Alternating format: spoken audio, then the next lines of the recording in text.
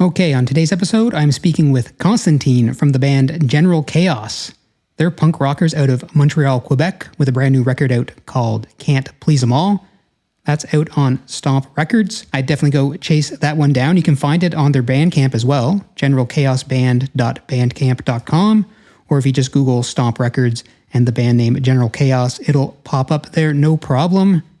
They got a bunch of gigs coming up this summer too, which we touch on in the interview. But all right, here we go. My chat with Constantin from the band General Chaos. Love the bird sounds in the background, man. Good choice. Oh, well, yeah, I'm in my backyard, so. Yeah, it's awesome. Yeah. All righty, yeah. I'll do like a proper little introduction before it airs on the radio, but so we'll just dive right in. Awesome. Thanks a lot for coming on the show today, Constantin. I appreciate you giving me some of your time. No problem. It's my pleasure. Let's just dive right in. So maybe you can tell me how your recording approach changed between your last record, Outta My Way, to this new record, Can't Please 'Em All. So this record, we had 3 days instead of 2 to record it. So we had a little bit more time to mess around, but it was still I think they were both very similar, the way we tracked it. But yeah, in terms of approach, we had a mindset of trying to get the best take we could instead of just tracking like we did on the first album. Yeah, that's about it. It's pretty straightforward. So when you say get the best take, are you talking like recording live off the floor? Yeah, and we tried to get the best original take. So we had guitars, bass, and drums, and then from that we'd overdub mistakes or things like that. Overdub the guitars and stuff. Yeah. Okay, so does that mean the drummer Remy, is he playing along to a click track? On some songs. Some songs. Okay. Most of them, I think, like maybe 4 or 5, maybe 6. How do you decide which song needs a click and which one is just kind of felt in the moment?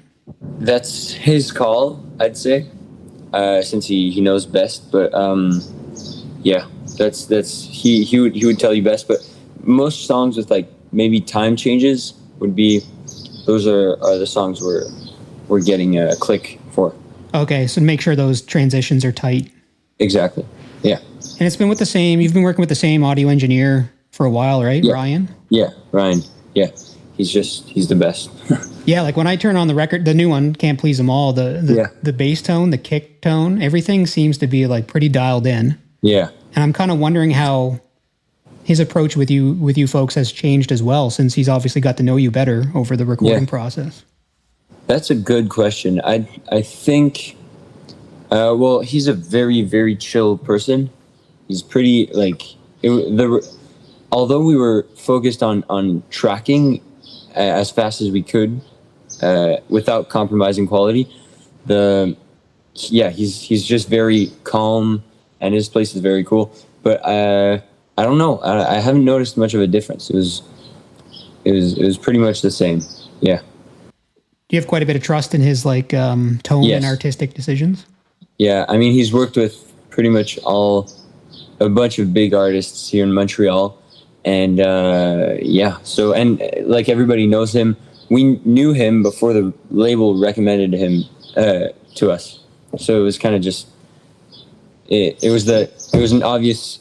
It was kind of the right guy to do it. Okay. Yeah, when you say label, you're talking about Stomp Records? Yeah, exactly. Okay. Yeah, because Outta My Way wasn't on Stomp Records, was it? But you still worked with Ryan. Yes. Yeah, exactly. Okay. Yeah, 3 days is pretty quick. So, I mean, that's probably partly a financial decision, or is it also to capture the right kind of energy? It's financial. It's financial, yeah. It's pricey to be in the studio. Yeah, exactly. Yeah. Cool. So maybe we can dive into a couple of the songs specifically. I wouldn't mind if you could just maybe tell me about the tune No Bullshit. That one really sticks out to me on the record. Well, what do you want to you want to know anything, or? Well, it's obviously high energy. The lyrics are pretty in your face. There's the snippets of Trump in the background. Yeah. I just wouldn't mind kind of the overall philosophy behind that song, or if there's a story specifically about it. It's kind of about, just being straightforward to the point in overall in general in life and in our everyday life and stuff, but also it's kind of about being able to filter out the bullshit that we're dealing with, and staying true to ourselves and being just, yeah, still reaching our goals, without having to deal with all the bullshit that's going on. Okay. So it's not actually knowing how to deal with it. Knowing how to deal with it. Kind of. What can you say more about that? Well, just, I mean, yeah, it's kind of just pushing through it. Yeah. Is it kind of? It's kind of ignoring it while acknowledging it. Okay. Okay. Got it. I mean, that's a good way to put it, because in the clip, he mentions the 51st state thing. Yeah. And that's like a good example of like paying attention to it, but ignoring something at the same time. We know he's like geographically near us. Yeah. But we're not like, we're still going to do what we're going to do. And I mean, ignore morons in general. So, yeah. But you got to be aware, because it could turn into a dangerous situation. Exactly. Yeah. Got it. Exactly. Okay. That's cool. The tune, too. So I'm a bass player first, so I hear a lot of cool bass lines on the record. Mm-hmm. Yeah. And I know you're not the bass player, but I'll ask you anyway. Like at the end of the record, Wilder Days, the last track, there's kind of like a bass solo in there. Yeah. And I'm kind of curious, how do you, I guess you as the guitar player singer, how do you react to the bass playing that's happening? How do I react? You mean like the first time I'm hearing it, or just live? Yeah. I guess I mean in the creative process, how does it kind of influence what you're playing? Well, for this song, it was, I think it was already, I wrote most of it, like the structure, chorus, verse, the basic stuff, and we kind of assembled it as a band. And then I had the idea to have a bass solo at the end, so I just told Ode, like, do whatever you want. I think it was the first song we learned with her, so I just gave her like all the room she needed, and she just she kicked ass on that one. So it was this whole song was built for this. It was kind of, the solo was the last puzzle piece. Okay. Yeah. Yeah, she's got some great bass lines. You just kind of let her do her thing, eh? Yeah, exactly. Well, sometimes I'll have like a basic kind of, you can do this at that moment, but most of the time she does. Both Amy and I don't intervene with the bass creative process. We just Okay. It sounds like you all three probably trust each other quite a bit to just come up with what's right. Yeah, that's what's fun. It's cool to play with my bandmates, because for that exact reason. It makes me think too, like when I listen to the record, I get a feeling like it's a punk record straight through, really. But I get a feeling that there's more than punk influences in the songwriting. Definitely. We both listen to different things. Well, outside of punk, obviously, we have the thing that's cool is we have common punk interests, but our musical taste goes further than that. I'd say Remy, our drummer, listens to a lot of, right now he's into like math, kind of funky music. Well, he's going in jazz drums in next year in CEGEP. So he's a big music theory guy. Ode is also going in bass in CEGEP next year, so she's pretty dialed in. But I think she listens to like Billie Eilish outside of punk.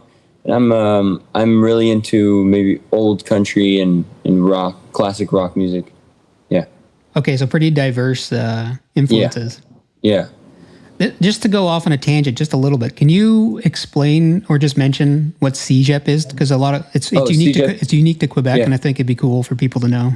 Yeah, so in Quebec, high school ends earlier, I think. So I graduated and I'm 16. Mm-hmm. But so CEGEP is, the goal of CEGEP is to make a bridge between high school and university, to make you discover things, but without committing to a program or a scholarship. And so you have the choice to either do that, or you can directly go to university, but take a break. So Yeah. Okay, so you can skip CEGEP and You go can right to university. not go to CEGEP, but go to university later. You don't have to go to CEGEP. Do you have to go to a university within Quebec that recognizes that system, or you can go anywhere? No. So what's going to happen often if you go to a university outside of Quebec is you're going to come in a year later, because CEGEP is 2 years. So I think you'll be maybe 19 or, when you go into university. So CEGEP is 2 years. Oh, I didn't know CEGEP was 2 years. Okay. Yeah, it's 2 years. Okay, that's cool. Okay. Yeah. Sweet. Thanks for explaining that, just because it's kind of a unique system in the country. So it's really weird. I'm not doing it. You're not doing it? Okay. I'm going to trade school. You going to trade school? Oh, cool. Yeah. Now, could you choose? Can an older person go to CEGEP later if they choose to, or you only kind of get this one opportunity? I think so. I think you can go back to CEGEP. Yeah. Okay. Cool. Okay. Let's get back into the tunes. Thanks for entertaining my curiosity there. No problem. Maybe we'll talk. I just like a couple the tracks that just kind of jump out at me. I can't help but ask about them. So when I was in high school, an important record that came out right around the same time I was graduating was The War on Heroism by NoFX. Yeah. And I can't help but wonder if the tune The Idiots have taken over. Yeah. The answer is yes. Okay. It's kind of a, well, yeah, it's a how do you say reference? Yeah, reference. A reference to them. It's like in, well, what year is that? 2003, I think. Yeah, right around there. Yeah. Yep. So 23 years ago, they're singing about the idiots are taking over, and now it's like, the idiots have taken over, and we're feeling the damage. So the process is complete. Yeah. Do you have any more deeper thoughts on that? Maybe like, what's the way out, or like, do you believe that sincerely, or are you kind of being a little bit? You do, eh? Yeah. Well, I mean, I feel like that's always been the case. It's nothing new though. It's pretty. There's not much to. It's pretty much just the idiots have taken over. That's it. Yeah. Talk about sweet bass lines in that NoFX song is sweet bass lines. Yeah. Being from the younger generation, the up and coming generation, is there anything you see that seems really obvious to you as a younger band or musician that maybe older folks in the scene or established bands, like, they don't seem to notice, and you kind of find yourself going like, this is so obvious to me? In Quebec? Just in kind of in general, really. I mean, I guess Quebec, because that's where you're playing the majority of your shows, but just in the scene in general. I'd say it's probably the Quebec's weird because it's kind of stuck in the mid 90s Fat Records Epitaph kind of sound. Okay. If you know what I mean. Yeah, so you'll have a bunch of bands of 30-year-old dudes just sounding like every other Fat Records band, and they're always booking the same bands on the festivals. Like, we're playing with a Bad Religion this in September, but on a festival, and they're coming to Quebec like every single year. Mm-hmm. Bad Religion and Pennywise, they're always there. So, and it's the same people getting not mad, but complaining that the kids aren't onto punk rock. It's like, yeah, well, no shit, because you're booking the same bands. You're stuck in your bubble, you know. So those like Bad Religion, Pennywise, who have great records, but they've like morphed into classic punk rock. Is that kind of like part of the issue? It's kind of nostalgia. It's never ending nostalgia. Mm-hmm.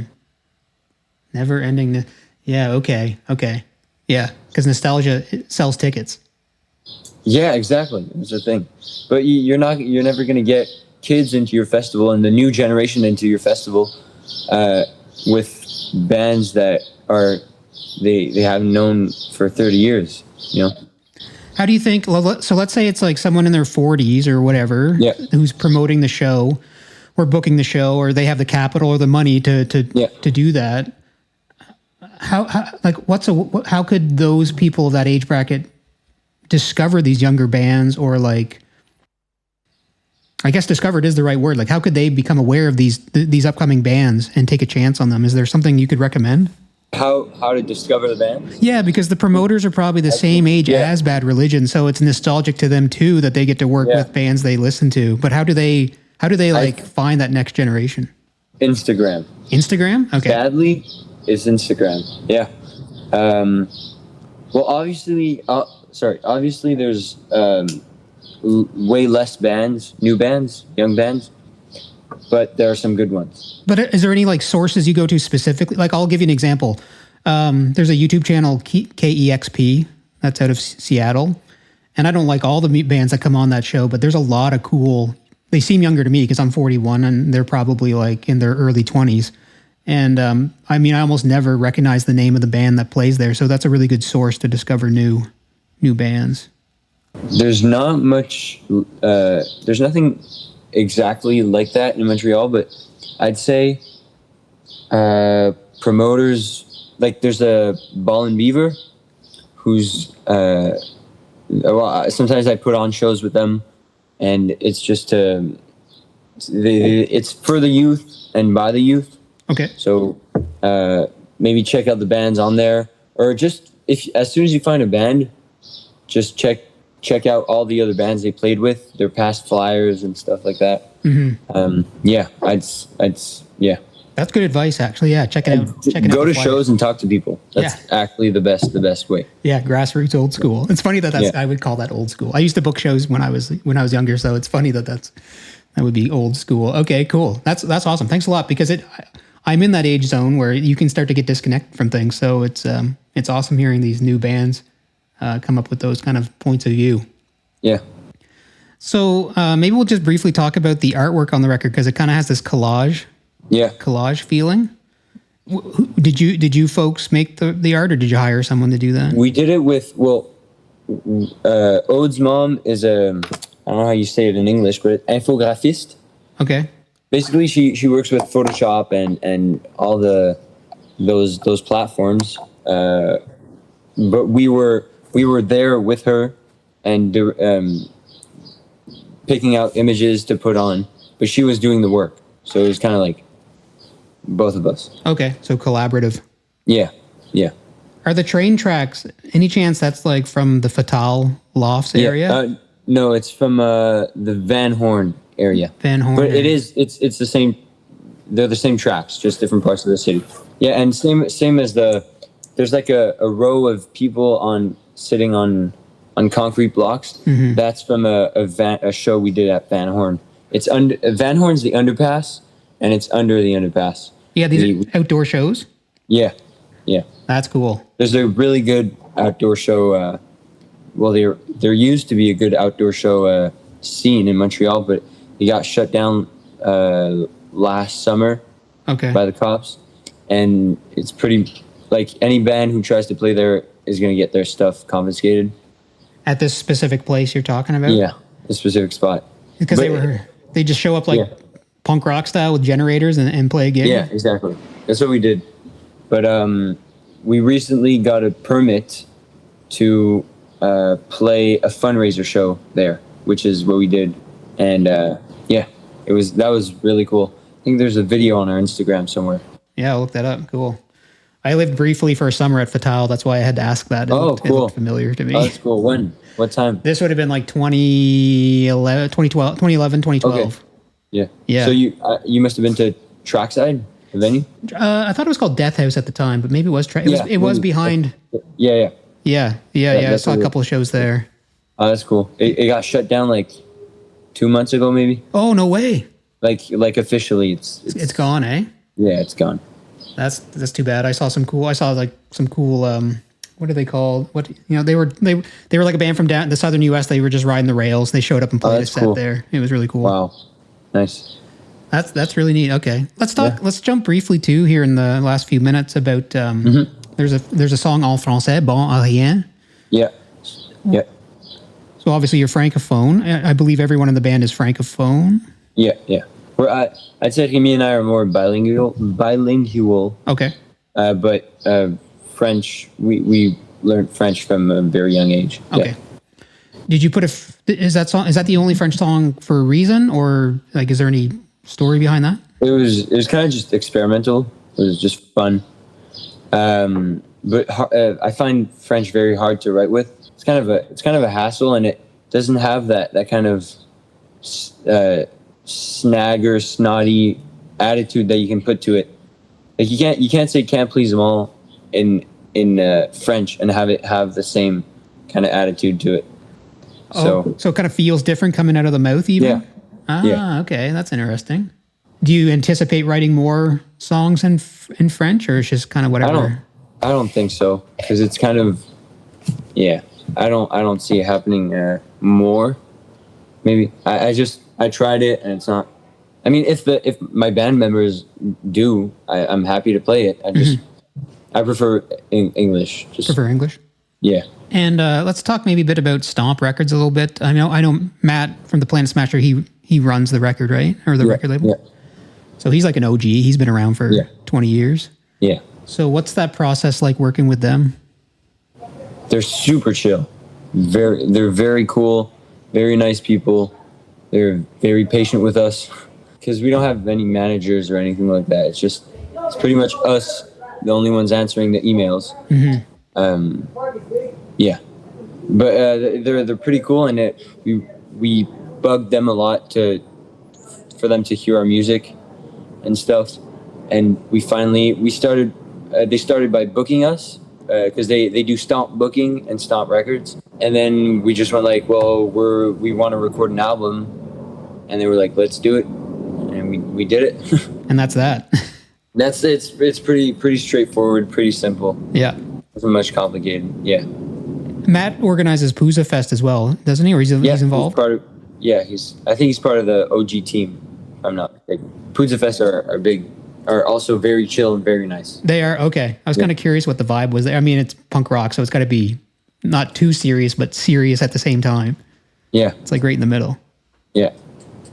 Another question I have. It's a good middle. It's a good middle. It's like, it's like a win-win, right? Kind of like win-win. Yeah, exactly. Yeah. Because you're a younger band coming up in the scene, and you got a label, you got a good sounding record, you got some buzz coming, a good sounding records, I should say. It feels like you've got some buzz building. Do you find yourself like wondering who's giving you good advice and who's kind of just like full of it? That's a good question. I mean, we try to take all the advice we can and think about it, but also a good thing to do is to ask about some advice you've gotten from other people to other people. Okay. Yep. So you go, hey, what do you think about no, and then they'll say what you think, so you get both perspectives. That's interesting. So that's one way to discover if the quote unquote advice was actually advice or not. Yeah. Yeah, or it's a way to. Sometimes it gives birth to new ideas or new reflections, or yeah. Okay, that's a good tactic. That's smart. Yeah, it's fun. It's fun. Yeah. I mean, it's also a thing to maintain conversation with people in the industry or whatever. So, do you seek out a lot of advice, like from older or established punkers or bands or anything? Yes and no. I mean, we try to just kind of. It's kind of hard because we're much younger than them in general. But I mean, it's either we're gonna start by being kind of friends with them, and then they're gonna give us advice just as friends, or it's gonna be they're just gonna be happy to see the new kids and just straight up give advice. I'd say that's how it is most of the time. Yeah. Okay. They're stoked to see a younger generation of punk rock kind of blossoming. Yeah. Yeah. That's cool. Do you this may be a risky question, but with the age, do you ever worry that it's like people think it's like a novelty? Because I loved I don't know if you know the band Protest the Hero. No. They're like a metal band. They're like 40 now, but like they came out when they were 15 or 16, and they were just shredding like tech metal and some political punk. And I love that band, but I was always kind of curious if the age thing. Anyway, kind of the question I asked. If it was a novelty. Wait, what was the question? If I feel like it's a novelty? Yeah. Do you ever feel? Do you ever feel people think that, or like do you worry about that at all? Not really. I mean, it was just. I'm going to try to make it last as long as we can, and that's that. Yeah, we're gonna try to take it as far as we can, and then we'll see. Just kind of roll with it. Yeah, exactly. What about the, you mentioned you're the ones kind of writing the emails and that sort of thing. Do you find yourself wanting to learn about the business side of things or like the administration side of things? Yeah, I think it's fun to, I enjoy booking shows a lot, and just the music industry in general is pretty interesting to learn about. It's usually a part of the business that bands are allergic to, like they don't want to get involved in.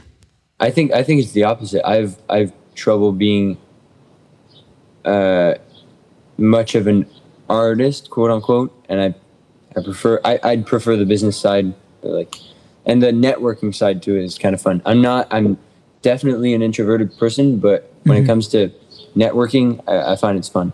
It's interesting because a lot of aggressive music is filled with introverts. Really? Like I find people in bands that play in That's possible. The people I know personally that are still touring in like heavy metal bands and stuff. Yeah. There might be one guy in the band who parties a lot, but a lot of them are usually like quiet, goofy, chill people. That's us. That's you guys. Yeah. We're pretty. I mean, the in the car to go to shows is it's a chill ride. Okay. Yeah. Yeah. It's pretty. I mean, it's a good thing that it's fun and relaxing. Yeah. So that we get to the show and it's fun. Yeah. Got it. Yeah. You can put all the energy out on the stage. Exactly. Yeah. What do you got coming up this summer for gigs? I know you're playing. Is it Festival d'été in Quebec? Yeah. FAQ. FAQ. Yeah. Okay. That's crazy. That's I think it's the biggest festival in Canada. If I'm not mistaken. It's pretty packed. Yeah. Yeah. And we're playing the day after in Montreal, opening for Goldfinger. Oh, nice. So that I'm pretty stoked for that. We're opening for the Offspring in August. Okay. Wow, that's a pretty solid summer.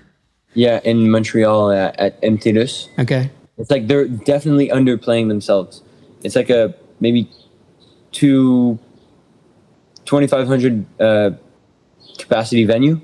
For the Offspring, wow. Yeah, and I think tickets sold out in like 5 minutes. Wow, I would say that's crazy. Yeah, and so it's fun, and they're only playing punk covers. No, not covers. They're playing their own punk stuff. Like maybe they're early, like not the hits, not the singles. Yeah, only like pre-Smash songs. Oh, okay. Wow. Yeah. That's crazy. Yeah, and we got a couple small gigs here and there. We have lots of things in the fall. We have a mini tour in September with Mustard Plug and the Planet Smashers and K-Man and the 45s. Okay. We're doing a couple of dates with them, and lots of stuff in the fall.